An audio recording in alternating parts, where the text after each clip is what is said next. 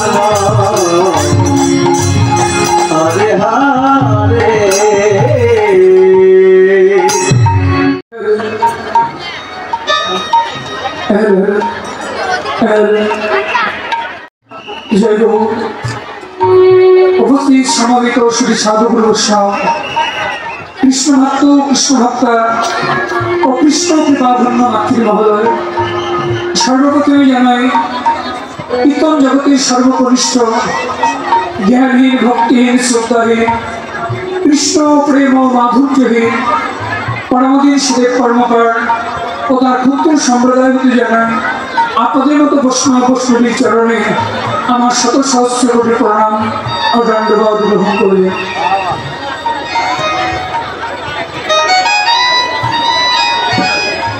আজ আমার রাধা গোবিন্দের লীলাগুণ কীর্তনে ইতিপূর্বে যে লীলাটি আস্বাদন করলেন, লীলাটি হল ভাবময় প্রেমময় শ্রীমতী রাধা রানী মধ্যাহ্নকালীন লীলা ভানু পূজার ছলে কানু পূজা আত্মার সূর্য পূজার ছলনা করে রাধা কুণ্ডের তীরে আমার গোবিন্দের সঙ্গে মিলন অপূর্ব লীলা মাধুর্য আপনারা এতক্ষণ আস্বাদন করলেন।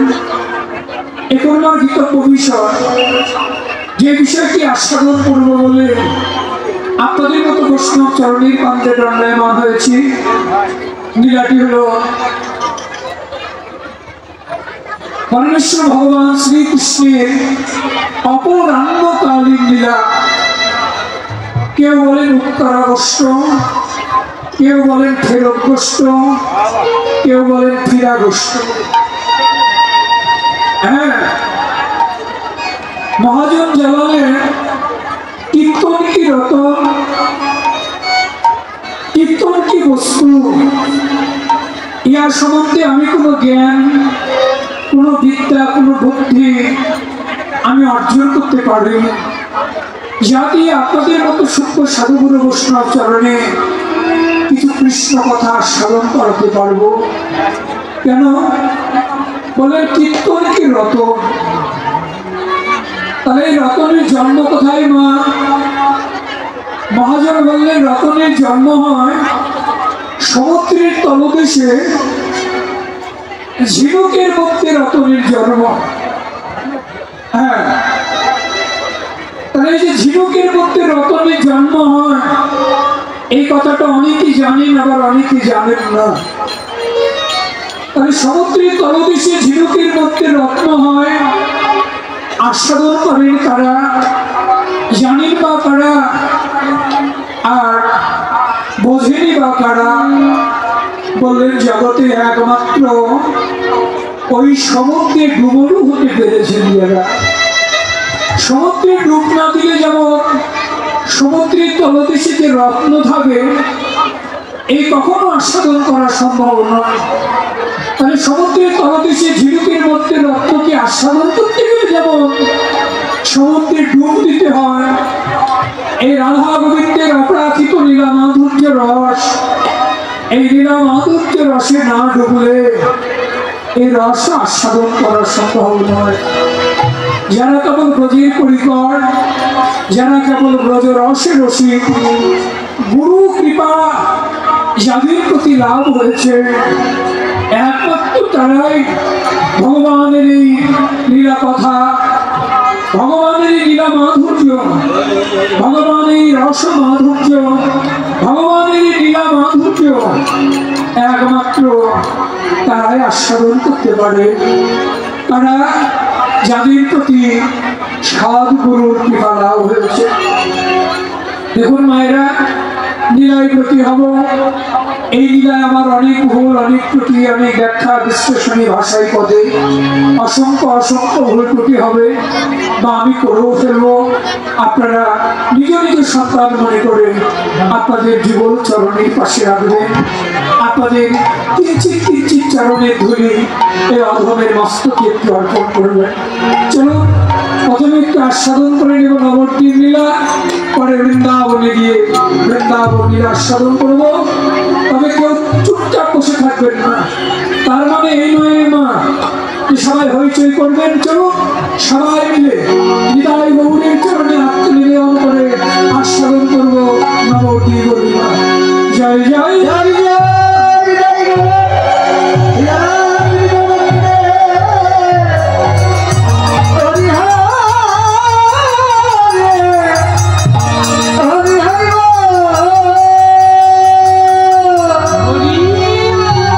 Oh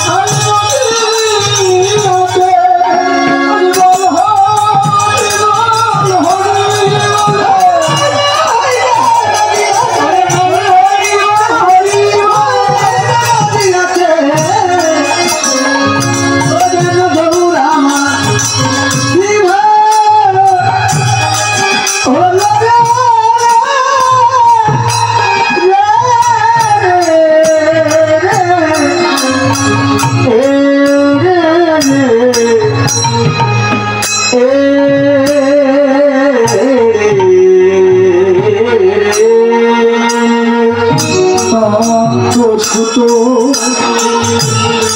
বলিয়ে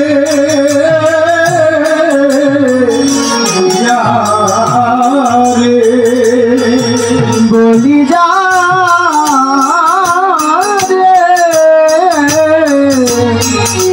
ভাগবতে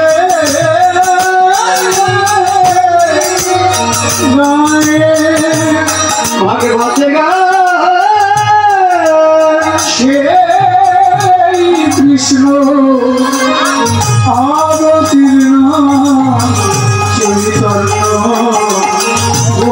গোসাই চৈতন্য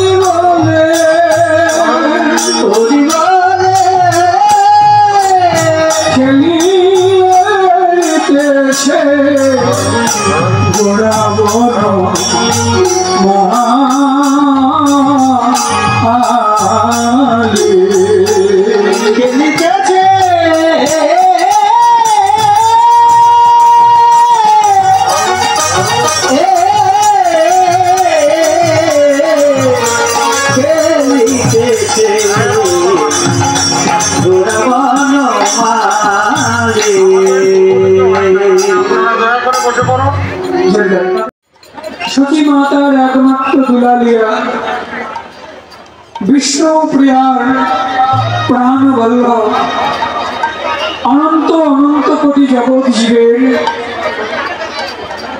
একান্ত আপনার জন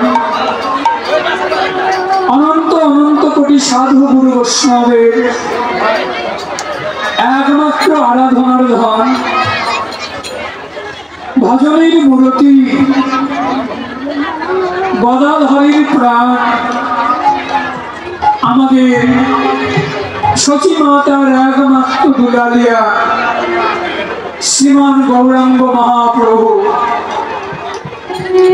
এবং সত্য ত্রিতা দাপর তিনটি যুগের পরে কলির কামন্ধ বন্ধ মায়াবদ্ধ আজ্ঞান চিত্তে চৈতন্য প্রবাহ লাগি শঙ্খ নয় চক্র নয় গদা নয় পদ্ম নয় শ্রী ভগবান এবার এলেন মানুষের মাঝে মানুষের সাজে নিজে ভক্তভাব অঙ্গীকার করে ব্রজের সে হাসি নয় চূড়া নয় বাসি নয় ভগবান এবার এলেন গো বিরহীন এক কাঙাল হয়ে স্কন্ধে ভিক্ষার ঝুলি নিয়ে সুখময় রসময় ব্রজধামকে পরিত্যাগ করে ভগবান অবতীর্ণ হলেন শ্রীরাম নবদ্বীপে জন্ম নিয়ে চিতিকল্প সিন্ধু নিয়ে সুরধ্বনি গঙ্গা কুলে কলিজীবের ভাগ্যাকাশে মহাপ্রভু এবার উদয় হলেন। প্রতিটি পাবন গৌর হরি সুরধ্বনি গঙ্গা কুলে সেই ব্রজ লীলা মাধুরী আস্বাদন করবেন বলে বহিরঙ্গ নিয়ে করেন প্রভু নাম সংকীর্তন, অন্তরঙ্গ নিয়ে করেন প্রভু প্রেম রস আস্বাদন। অন্তরঙ্গ বহিরঙ্গ ভক্তগণকে সঙ্গে করে নিয়ে সেই ব্রজ লীলা মাধুরী আস্বাদন করবেন বলে আজ গঙ্গা কুলে এক অভিনব খেলা খেলছেন, যে খেলা কোনো যুগে কোনো কালে কোনো অবতারে ভগবান খেলেননি। সত্যতে খেলা হয়নি, ত্রেতাতে খেলা হয়নি, দাপরে খেলা হয়নি, যে খেলা কোনোদিন খেলেননি ভগবান আজ সেই খেলাটা খেলছে।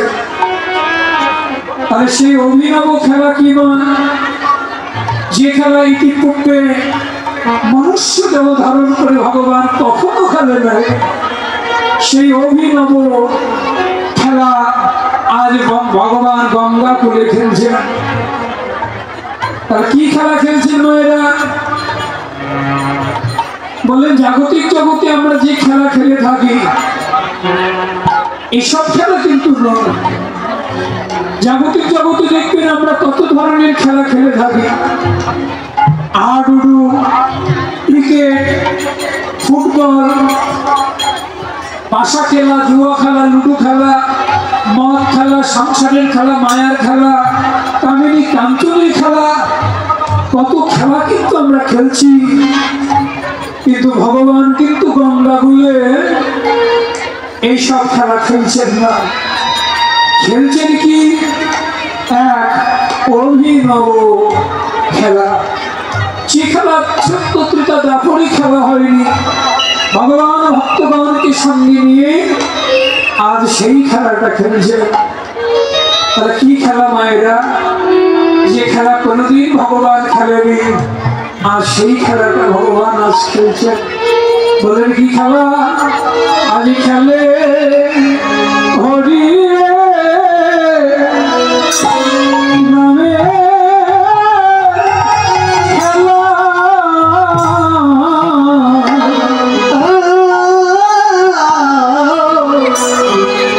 ওরা খেলে হরে নামে, নামের খেলা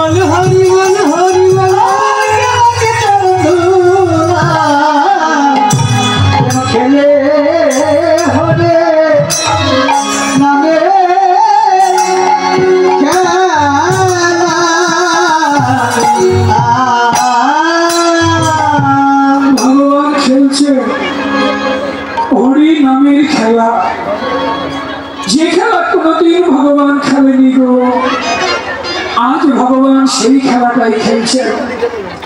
কি খেলা? হরি নামের খেলা। দাদা এটা একটু ইকো দিয়েন তো।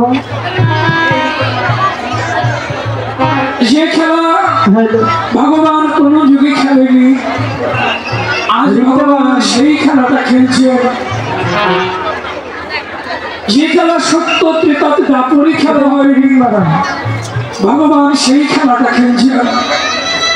কি খেলা? হরি নামের খেলা।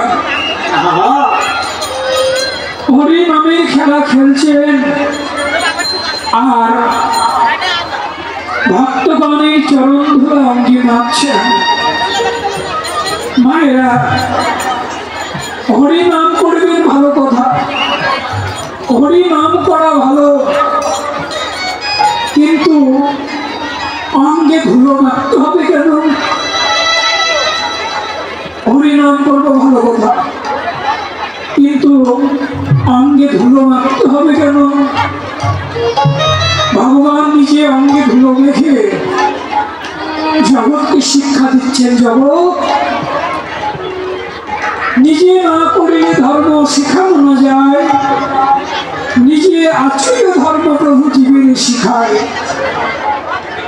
হরি নাম করছে আর অঙ্গে ধুলো মারছেন। কারণ হলো কি? এই কারণ হলো প্রভু জগৎকে শিক্ষা দিচ্ছেন। জগৎ, এটা একটা দৃঢ়তা শিক্ষা। প্রভুর একটা দৃঢ়তা শিক্ষা দিলেন জগৎকে। কেন? যত নিচু হবে, যত সহিষ্ণুতা হবে, যত আপনি নিচে নামবেন, ভগবানের কৃপা তার তো নিকট হয়। নিচু না হলে, সহিষ্ণুতা না হলে, দৃঢ়তা শিক্ষা না হলে কখনো ভগবানের কৃপা লাভ করা যায় না। গৌড়ীয় বৈষ্ণবরা বললেন দৃঢ়তাই হলো কৃপা লাভের একমাত্র উপায়। দৃঢ়তা ছাড়া কখনো ভগবানের কৃপা লাভ করা যায় না। আমাদের রাধা বিনোদ গোস্বামী তার ভাগবতী কিভাবে বললেন, বৃষ্টি তো সব জায়গায় হয়, কিন্তু সব জায়গায় কিন্তু জল এক জায়গায় হয় না। তাহলে এক জায়গায় হয় কোথায়? নিচু জায়গায়। দেখে বৃষ্টি জল প্রথমে উঁচু জায়গায় পড়ে, সেখান থেকে গড়িয়ে গড়িয়ে গড়িয়ে গড়িয়ে নিচু জায়গায় এসে জড়ো হয়। স্থানটা যদি আবর্জনাযুক্ত হয়, ডোবা হয়, নালা হয়, গন্ধযুক্ত হয়, তবু বৃষ্টি জল কিন্তু গড়িয়ে গড়িয়ে ওই নিচু জায়গায় এসে জড়ো হয়। প্রশ্ন করলে বৃষ্টির জল যেমন নিম্নগামী, ভগবানের কৃপাও তো নিম্নগামী। যে যত নিচু হয়, যে যত দৃঢ়তায় যার হৃদয় ভরা, যে যত দৃঢ়তা স্বীকার করবেন, ভগবানের কৃপা তার থেকে নিকট হয়। দৃঢ়তা স্বীকার না হলে, দৃঢ়তা স্বীকার না হলে কখনো ভগবানের কৃপা লাভ হয় না। তাহলে যত নিচু হবে, যত ছোট হবে, ততই ভগবানের কৃপা লাভ করা যাবে। আপনারা সবাই জানেন যে বিষয় দিয়ে, বৈভব দিয়ে, জমিদার একটু দিয়ে, আত্মহংকার দিয়ে হয়তো জগতে অনেক কিছুই লাভ করা যায়, কিন্তু ভগবানের কৃপা তো লাভ করা যায় না গো। যদি অহংকার দিয়ে, বিষয় দিয়ে, বৈভব দিয়ে যদি ভগবানকে পাওয়া যেত, দেখেন জগতে কত ধনী মানি আছে, তাদের টাকা দিয়ে, ধন দিয়ে, ওই শব্দ দিয়ে, জমিদারিত্ব দিয়ে তারা কিন্তু ভগবানকে লাভ করতে পারতেন, দুঃখিত না গো, বিষয় দিয়ে বৈভব দিয়ে আর যাই হোক ভগবানের কৃপা লাভ করা যায় না। আপনারা সবাই জানেন, একটু আস্বাদনের জন্য বলা, প্রেম ভক্তির মহাজন শ্রী নরোত্তম দাস ঠাকুরের কথা আপনারা সবাই জানেন। রাজশাহী খেকুরি গ্রামে তার বাড়ি। যাদের দেখার সৌভাগ্য হয়েছে তারা তো দেখেছেন, যারা যাবেন তারা জেনে রাখুন। এই খেকুরি ধামে এই যে দুর্গা পূজার 5 দিন পরে যে লক্ষ্মী পূজা হয়, এই লক্ষ্মী পূজার 5 দিন পরে বিশাল অনুষ্ঠান হয়। এপার বাংলা ওপার বাংলা থেকে লাখো লাখো ভক্তের ভিড় সেই খেকুরি গ্রামে। এই নরোত্তম দাস ঠাকুর ছিলেন কৃষ্ণ আনন্দ দত্তের একমাত্র পুত্র। তিনি যখন লোকনাথ গোস্বামীর কাছে দীক্ষা নিতে গেলেন, লোকনাথ গোস্বামী বলেছিল, না রে বাবা, আমি তো শিষ্যবৃত্তি করি না, আমি তো শিষ্যবৃত্তি করি না রে বাবা। কেন? শিষ্যবৃত্তি করলে শিষ্যর কাছ থেকে সেবা নিতে হয়, আর সেবা নিলে তার কাছে ঋণী হতে হয়। আমি জীবনে কখনো শিষ্য করিনি, আর কখনো আমি করবো না, তুমি ফিরে যাও। কিন্তু ও মায়েরা, কৃপালাভ কিভাবে করতে হয় একটিবার আস্বাদন করুন। কিন্তু নরোত্তম তো ছাড়ার পাত্র নয়, কৃপালাভ করতে হবে তো। তাই এই লালসায়, এই আকাঙ্ক্ষায় সবচেয়ে নিচু কাজটা তিনি বেছে নিলেন। নিচু কাজটা কি? লোকনাথ গোস্বামী যেখানে মল ত্যাগ করতেন, নরোত্তম দাস ঠাকুর নিজ হাতে সেই মলটা পরিষ্কার করে রাখতেন। কেন? কৃপালাভ করতে হবে তো। এই যে আজাদিত সেবা,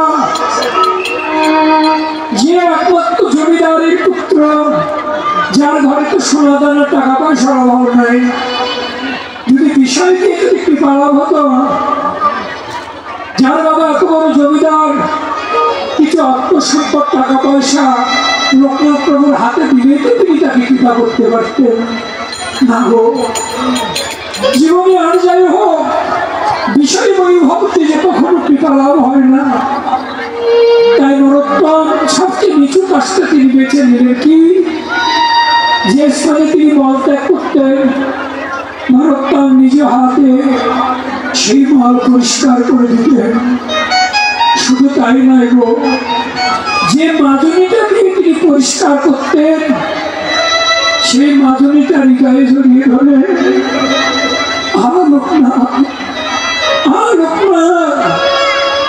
লোকনাথ কৃপা করে বলে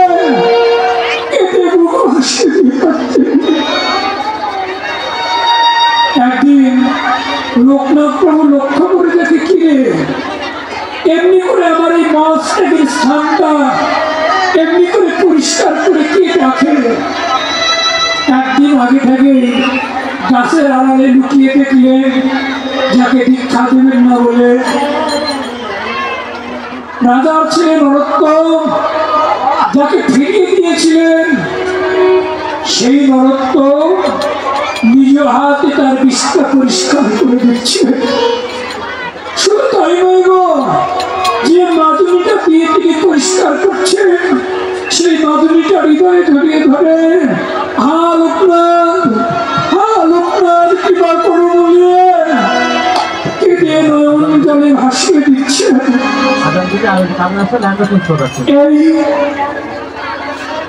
এই ভাব দেখে লোকনাথ থাকতে না পেরে ছুটে গিয়ে লোকনাথের নরোত্তমের হাত কানা ধরে এবার বলে, নরোত্তম, ও নরোত্তম, আমি জীবনে কখনো শিষ্য করিনি, কেন জানিস? শিষ্য করলে শিক্ষা নিতে হয়, আর শিক্ষা দিলে তার কাছে নিজে থাকতে হয়।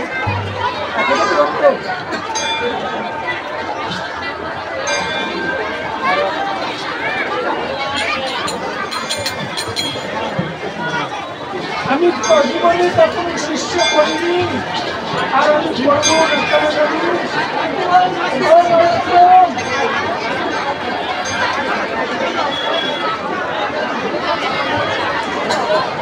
আরে এটা দেয় না